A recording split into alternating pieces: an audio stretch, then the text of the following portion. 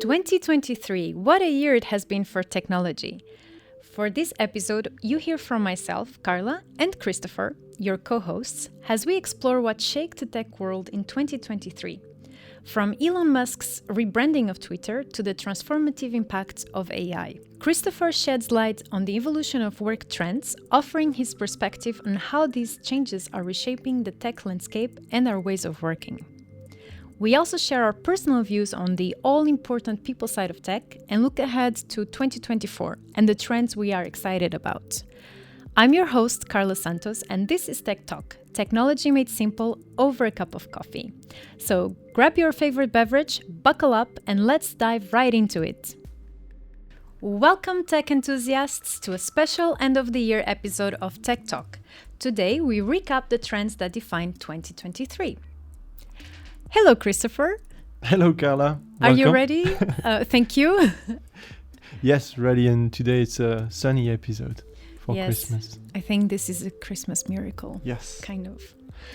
So let's kick off, shall we? Yes. Carla, first question then. What big news would you like to highlight for the year that just almost ended for 2023?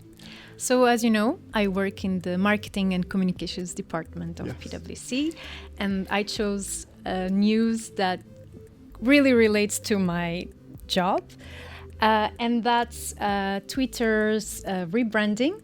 So we said goodbye to the Bluebird, and we were welcomed by an X, basically, in July 2023. And for me, this was surprising and a little bit shocking and saddening even because, well, Elon Musk bought Twitter in October last year, and he has made a bunch of changes, including like firing most of the staff, like 80%, and changing Twitter's blue verification to a subscription service. And actually, quite recently, he also got into an advertisement bro, and even Disney and Warner Bros., they pulled their ads. So among other controversial moments, this has been leading people and organizations to abandon ship, basically. And a very close to our heart example is that in November, Luxembourg's financial supervisor, the CSSF, stopped using X. And the reason why was the increasing circulation of false information on the platform, according to them. So let's see what the future holds. Some people are starting to use Blue Sky. I don't know if you've heard about it, Christopher. No. Well, interestingly, it was created by Jack Dorsey. He is the co-founder and former CEO of Twitter. So it's kind of an alternative to X. But let's see. I have a bit of a follow-up question, then a bit of an unlisted question. But do you see any change in how companies are using X as a whole? Is there any change in the way that we use X at PwC? Or? Oh, that's a tricky question. No, we have kept the same strategy. We have decreased the amount of content that we are sharing, but that's because Luxembourg is not the most X or active, Twitter friendly, active on this platform. This is the feeling because before having the role I have today, I was working as a social media specialist here, as you know, and I always felt like it wasn't a platform for Luxembourg. People don't use it very often. I mean, do you use X? No. Short answer is no. Yeah, personally, I have deleted my account because I wasn't using that much. And I used it a lot in my previous job when I was working as a consultant at the European Commission, because there in Brussels, they use a lot Twitter, makes sense, but here not so much, mostly for events. But I think that people, like I said, slowly they are abandoning ship in Luxembourg. And we saw the example of the CSSF. So what do companies use in Luxembourg? LinkedIn? Yeah. LinkedIn mostly. Okay. Of course. Fair enough. So now let's get to you, actually. And what trends do you saw in 2023 or are currently seeing, I don't know, in your work? What do you want to share with our listeners? So a lot of the trends I see is, let's say, geared towards what I do on a daily basis at PwC. So, and it's not necessarily a new trend, but let's say more of a comeback of a trend and an awakening from the market, if I can say it that way. And it's probably partially due to the rise of Gen AI, but it's this comeback, let's call it that, like that, of document management and the new ways of working as a whole. Because I mean, with the use of Gen AI, in the end, you need to have documents, content to generate anything with Gen AI, and so you also need to take a step back and see what documents you have, how are they organized in your company, and that triggers the entire document management aspect, which is much broader than just a document. You think about access rights, about organization levels, policies, how you structure the storage of documents, etc., etc. So it's not just as simple as buying licenses to document management systems as a whole and giving them to your employees. It's much more than that. And I don't want to quote Xavier Lizoire that was there in the last episode, actually, and he's also a veteran of Tech Talk, but he always says that, with COVID, a lot of companies and organizations just deployed a lot of licenses to Microsoft 365s or Google, etc. And they just gave the licenses to their employees and said, look, we deployed Microsoft 365s in less than a month and it works. And now some of these companies are waking up and seeing that it's just not about giving the licenses, but also organizing the work and everything around it, because now it's a bit of a fluffy, not managed, let's say, amount of documents that are just in the cloud, and that needs to be taken into account as well. So that's what I would share, the new ways of working, and also the impact that AI has had on that for 2023, yes. My turn to have an unlisted question. Yes, because you said comeback. Why is it a comeback, actually? Because it was as well a topic in the past, with new solutions coming up, as I said, as Google, as Microsoft 365s, and document management has been a topic for digitalization of content and so on. But for a while, then it's not been as sexy as a topic, if I can say. And now again, yes, with COVID, with the need to work remotely, growing need to work remotely and to collaborate on documents, it's coming back. And even more now with Gen AI, as I said, with the need to generate content and from documents. Yes. All right. Let's see how that develops. Yes. Maybe we should have an episode about that. We could. Okay, but talking about episodes, Carla, it's a nice segue at least to the next question.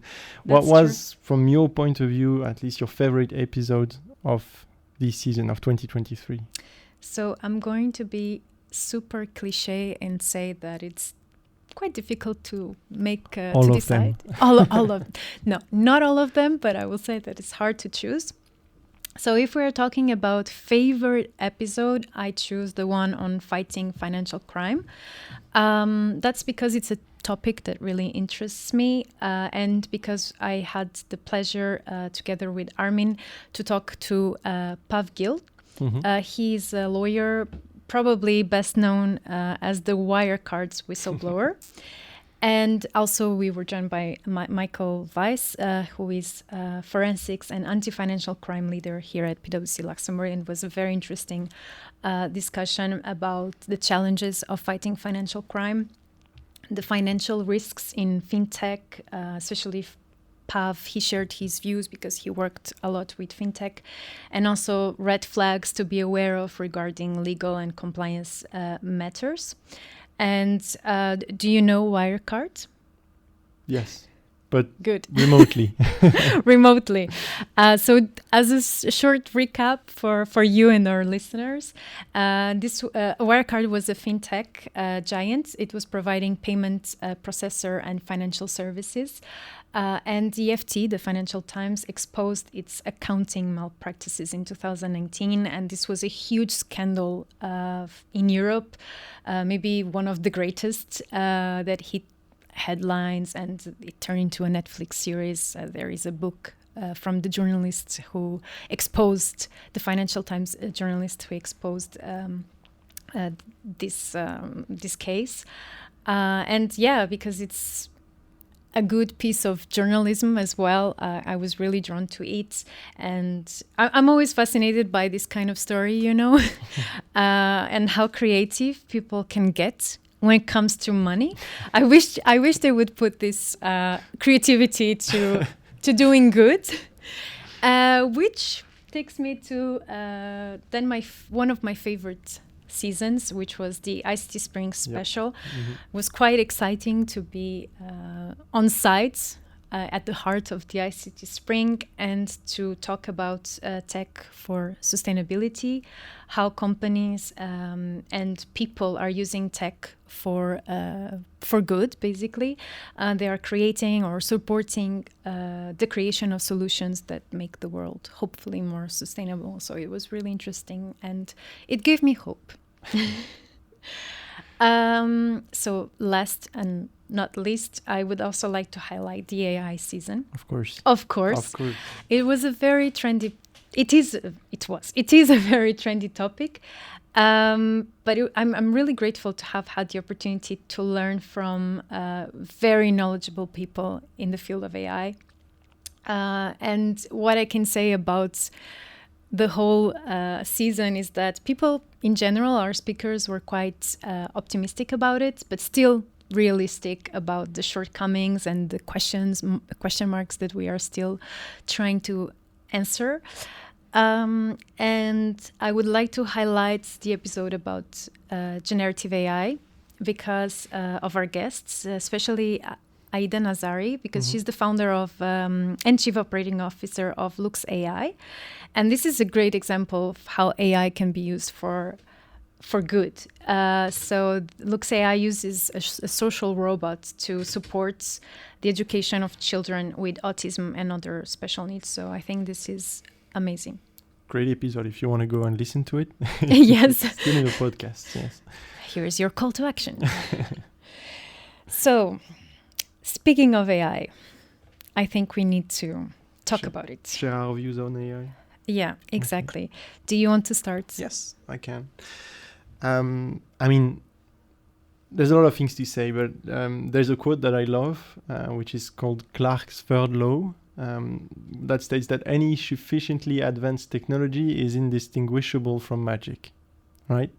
And I think with AI and specifically Gen AI, it's a bit like that. And what I mean and what I like to say when I tell this quote and I speak about new technologies, it is that technology, it's a bit like magic, right? It's often just a matter of perspective and taking a step back to understanding the trick and understanding what's happening in the magic trick and in the black box. And I think it's a bit the same with technology, because there's another thing that's from Gartner, I think, called the hype curve on technology. And when you discover the trick, when you see the trick the first time, when you see the Gen AI, you're always amazed. It's something new. It seems amazing. You're at the top of the hype curve, right? Which is a bit where we are right now. And then you start to, you think about it, you understand it more and more. You see the shortcomings. You see all the trouble that it can also bring. And then you go down this delusionment, this hill of delusionment, how it's called, I think. Disillusionment, yes, right. So that's stuff, I think, where we are. We're starting to wake up and to take a step back and to see, okay, maybe it's not great for everything, but we'll have to find a way to live with it and to apply it so that it can actually be useful for us. And then we can speak about that later as well. I'll let you share as well your view on AI. Well, I think I'm just curious to see how things will unfold. I want to have how can I put it, careful approach to it, because like you said, now it's super hyped, AI. I think it's here to stay, that's for sure, but let's see how it will develop, because for instance, if we think about last year or 2 years ago, everyone was obsessed with the metaverse, and now it's still talked about, but I mean, this hype has definitely waned, Yes. and now people are focused on the next big thing, which is AI. Let's see what is the next big thing in 2024, right? Yes. So I would like to ask you, how are you using AI at PwC? So it's I mean, we're a company like any other company, so we want to use it and so that it can accelerate our work and the value that we can deliver as well. So we are also learning, and we're seeing how concretely we can use it to accelerate our work on a daily basis. So there's a lot of movements internally that are also being organized, and then we'll have access soon as well to pilot phases of some tools that we have internally. But I mean, the first thing that we've tried to do is to really understand the why. And with technology, it's always about also, often about defining and understanding why we want to use it. And the clearer that is, the easier it is to actually implement. Because of course you can talk about data privacy and ensuring that there's no leak of data and to have everything secured in your premises. But if you understand the why and the use cases, then you start to understand that you might not need to over-engineer anything and to use not off the shelf, but I mean as off the shelf as possible solution to implement it in your companies and to actually accelerate the work, and don't come up with a bazooka solution, over-tailored and over-engineered something for a specific use case. So that's, I think, where we are. And I have access to a couple pilots, tools that we have, and then it's accelerating my work. You still need to bring in the human touch, of course, and to rework some of the contents. But I mean, for structuring, for accelerating notes digestion and so on, it's super useful, at least for now. And there's a lot of use cases to uncover in the future. Yeah, I think we need. I like what you said about the why. Yes. And also to really understand how we can use it. Yes. Not just use it for the sake of using and being in line with the trend, let's say. And we also, I mean, we also need to reorganize ourselves, and then because there's a lot with Gen AI about also how you interact with the tool. So with prompt engineering and all of that. So we also need to upskill ourselves as a company and as people to how we talk and interact with these tools. And I think that's something that will come up in the second phase, because we're still discovering. So I think we'll need some governance, that's for sure. Of course, yes. And also to establish some rules, because it can be used during job interviews. So how are we going to approach that? So there are a lot of questions to answer. From my side, we've used in the communications department AI. For the new partners campaign. I don't know if you are familiar with our campaign. Of course. Good.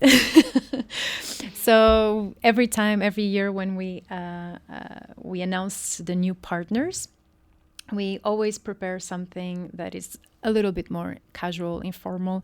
And this year we thought about using AI, and we did so to generate the photos. I mean, we had the original photos of the partners, and then we just adapt them. It was a little bit limited, but it was an experimental approach. And we also used it to help us with the text, with the biography, and it was a very good exercise.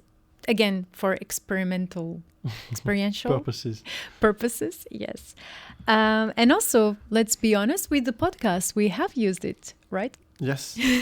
It's very helpful to help us just to give an idea of or to give us some suggestions of questions, or when we prepare the introduction. But again, I'm repeating myself, and I will say again that let's see how things will evolve. But for now, it's still and I hope it stays that way, to be honest, but you need the human. Yes. We review everything, we adapt everything, because everything is still, I would say, a little bit robotic, impersonal, and but it's very helpful. Mm-hmm.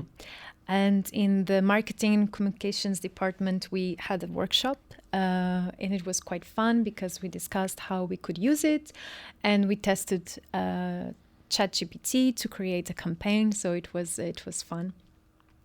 So yes, that's how we are using it.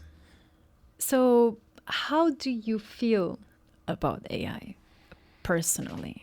Are you excited, scared, dreading? I'm always excited about new Optimistic? technologies. I mean, Of I course. work in emerging technology team, so I'm always excited. And then, of course, there's some things to take into account, and then you're always a bit scared about anything that you don't know. And I was actually listening to a podcast from In Machine. I think the series is called In Machines We Trust, and the podcast itself is called Live: A Conversation with Geoffrey Hinton, the godfather of AI. Ooh. And it's a bit of a worrying podcast, but I mean, it's also interesting to listen to have a different perspective on Gen AI, and a perspective that makes you think also wider about artificial intelligence and intelligence as a whole. And I think he even says in the podcast that it's possible that humans are just a step in the evolution of intelligence. So that biological intelligence is just a step in the evolution of intelligence. So, I mean, I won't spoil the content. If you want to go and have a bit of a scary moments about AI, I would say, go and listen to the podcast. He doesn't come with much solutions, but it's mostly just a wake-up call about where we stand with AI as a whole, and it's definitely very interesting content. So I encourage you to go and listen to that. But yeah, to go back to the initial question, I'm super excited about AI. And now, as I said before, it's to see where it will lead us in the future, and how we can use it in our daily lives. Yes. Well, that sentence, it is a bit worrying, I have to say, because it does sound like we are going to be replaced by robots. We'll see. We'll live to see that. That's true. Well, for me, I think I have a more neutral approach, I would say. I think it's here to stay. So it all depends how it will evolve, but most importantly, how we will adapt to it and learn to live with it. I think it's all about finding a balance, just like with any other technology, and to use it for good. And here I'm a little bit afraid, of course, because humans don't always deal with these technologies in the best or for their best interest. Depends how you define best interests. I mean, our relationship. I mean, I don't want to generalize, but a lot of people have issues with their phones. Their relationship with their phones is complicated, to say the least. And I see you, Christopher, you were just checking your phone, and this is what I'm talking about. So I think we really need to have a healthy relationship with all this technology, which is here to help us have improve our lives. But then sometimes in the end, they kind of consume us instead of us consuming them. Yes. Yeah, this is not the most the best choice of words. It's a way to say it. Yes, yeah, we often hear about AI taking our jobs, but I think I read an article, and the question was, but what jobs will it create? And I think that this is very interesting. So we should try to think not only the pessimistic side of it, but also the optimistic. And I know you are an optimist, Christopher. But there was a World Economic Forum report from this year, and it talks about AI content curators, and maybe that will be me in the future, data curators and trainers, AI model and prompt engineers, ethics and governance specialists. So there is opportunities here as well. Of course, like with any new technology, I would say. Yes. So the holidays are approaching, finally, some of us would say. Yes. What series, movie, or book would you recommend that, or did you like this year? So let's take a step back from technology. Let's avoid talking about series and movies. I'll leave that to you, but I'll speak about the book. It's pretty much a famous book. I think it's also quite an old book, but a great book that I read. It's called How to Win Friends and Influence People by Dale Carnegie. Classic. Yes, it's a great book. Again, mostly speaking about people, but a lot of the things we do is about people. And when people ask me what are the two great qualities that a consultant needs to have, I always say empathy and curiosity. And this book is a lot about understanding people and how to interact with people and how to build relationships as a whole, I would say. So great book to read, and it's also easy to read, so I would definitely recommend that one. Actually, I started reading that book at some point, but then I don't know why I didn't finish it. So maybe it's the time to go ahead and finish the book. Yes. And now I'm having a déjà vu. Yes I don't know, it's like we already had this moment, but maybe funny. We spoke about the book already, but okay, Carla, what content would you recommend? Is there a book? Is there a movie, a series, maybe? A series, because unlike you, I wanted to stick to tech-related subjects. And so I don't read a lot of books about tech. I do read a lot of books. But I also watch series. And this year I was quite interested in learning more about startups and companies, tech companies. And so I choose The Dropout. So this is drama mini-series from last year, from 2022, and it's about the disgraced biotechnology company Theranos and its founder, Elizabeth Holmes. So it's actually based on a ABC audio podcast with the same name. And the series is all about the rise and fall of Holmes and her company. So the show touches on the experiences that likely motivated Holmes' deceptions and lies, which started from her preteens. I mean, she left Stanford when she was 19 to found this company. And it goes all the way to her exposure as a fraud. And it's a very interesting story, I would say. Is it a long series? No, it's a mini-series. So it's like 8 episodes of 1 hour. But it's for me, it's unbelievable because this girl had the power of convincing investors and venture capitalists. Yes. Venture capitalists to invest in a food. You know, in a way, I sympathized with her because it's a difficult position. Mm-hmm. She didn't have anything concrete to show, but she needed the money at the same time. So it's a kind of catch-22 situation. Yep. So I sympathize with her in that sense. But at the same time, it reached proportions that were just touching. Unethical. Unethical. Sounds definitely like an interesting series. So thanks for sharing, Carla. I'll try and find some time during the holidays or during 2024 to watch this series. But talking about 2024, what are you excited about for the year to come, Carla?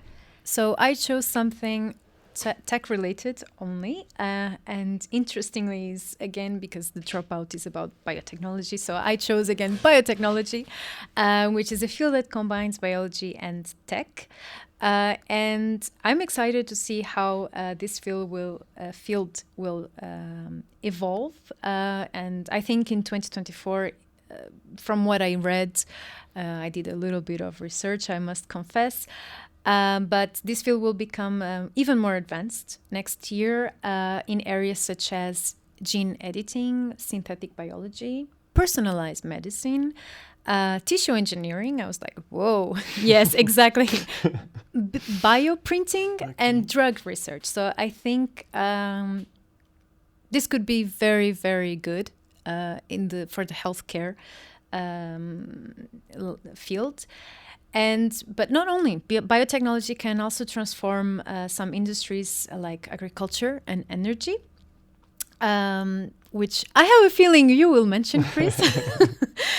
So it can help develop new crops and fuels that are more efficient and sustainable. So I think it's clear that biotechnology is set to become more and more important as a technology trend, and that will provide new solutions to some of the world's challenges. What about you? What I'm excited about for 2024. Well, the first thing, which is not at all related to technology, is that I'll be turning 30 years old. Woo! With my sisters, because we are triplets, so it will be a big birthday. Wow. But anyways, almost like a wedding. Almost. We'll see. No, but what I'm mostly excited about, and as you mentioned, is related to energy and the energy transition, to see how this will evolve, because it's a global problem, let's say, or challenge for humanity as a whole. So to see where we're going with electricity production and energy management as a whole is going to be super interesting, because of course we can talk about AI all day. Yes. But I mean, in the end, if we have nothing to fuel our way of life and the economy as a whole, it's going to be a challenge. So biggest thing that I want to see how it evolves in 2024, I would say, is energy as a whole. I hope to see developments there as well. Just to share with you, I saw that Portugal managed to be 6 days, I don't think it was in a row, but in total 6 days with renewable energy, to be independent. So now is renewable energy the solution? I don't know. That's another story. Another story and debate. But I bought myself for Christmas, which is also a nice segue to the last part of this podcast. I bought myself for Christmas an electric bike, so at least I'm doing my share in commuting with less impactful greenhouse gas impacting solutions. But talking about Christmas, Carla, what are your plans? Because we celebrate Christmas. Yes. So my plans, I'm going back to my home country, Portugal. And I'm just looking forward to seeing my family, especially my nephew and niece, and to play with them and give them a lot of hugs. And most importantly, I think I'm looking forward to seeing the sun. Well, I'm saying this, but right now there's sun outside, but this is an exception. So I'm really looking forward to getting some sun, going to the beach. That Christopher, because you've been there this year. Exactly. So you'll know where I'm having my walks by the beach. Yes. And what about you? Excited to spend some time with the family. I mean, we'll stay in Luxembourg, only a week of holidays, but quality time with the family, I would say. That's my very plan. Nice. Yes. So I wish you a very nice break. And I look forward to coming back to more episodes of Tech Talk. In January, yes. Yes. So to everyone listening, enjoy the holidays. And that's all for today. This is Tech Talk, technology made simple over a cup of coffee. Don't miss out on any future episodes by hitting subscribe. Thank you for listening to this episode, and see you in the next one.